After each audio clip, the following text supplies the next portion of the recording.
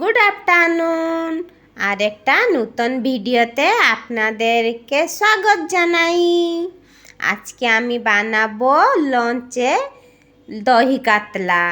মাছে নুন হলুদ মাখিয়ে কিছু সময় রেখে দিয়েছিলাম। তারপরে এবারে মাছটাকে একটু ভালোভাবে মাখিয়ে আমি এদিকে কড়া গরম করে নিয়েছিলাম। কড়াতে তেল দিয়ে দিয়েছি।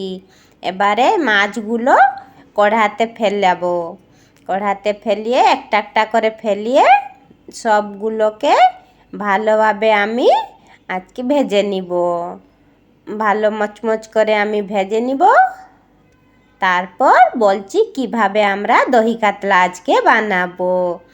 মাছ ভাজা হয়ে গেলে আমরা এতে দহি কাতলা বানাবো। এই দেখুন খুব সুন্দরভাবে আমি মাছটাকে মচমচ করে ভেজে নিয়েছি। দিলে খুব টেস্টি হয় দহি কাতলাটা।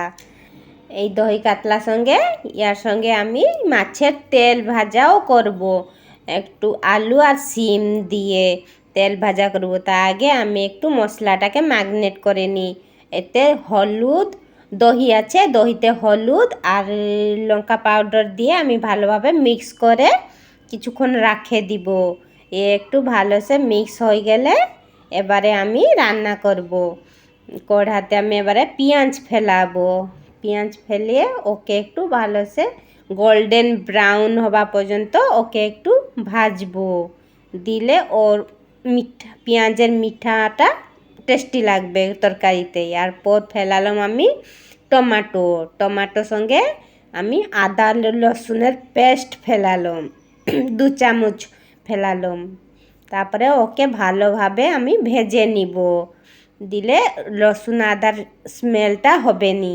তারপর আমরা দিব ওইতে দহি পেস্ট দিয়ে ওকে কম আঁচে ধীরে ধীরে করে ওকে ভাজবো। ওতে তেল ছেড়ে দিলে এবারে আমরা ওইতে গরম জল দিব।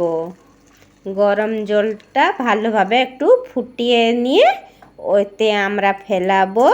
যখন আমি মশলাটা ভাজছিলাম তখন 1 চামচ চিনি আর গরম মশলা দিয়ে দিয়েছিলাম। এরপর গরম জলটা ফুটিয়ে গেছে। এবারে মাছ ভাজাগুলো ছেড়ে দিব ওতে।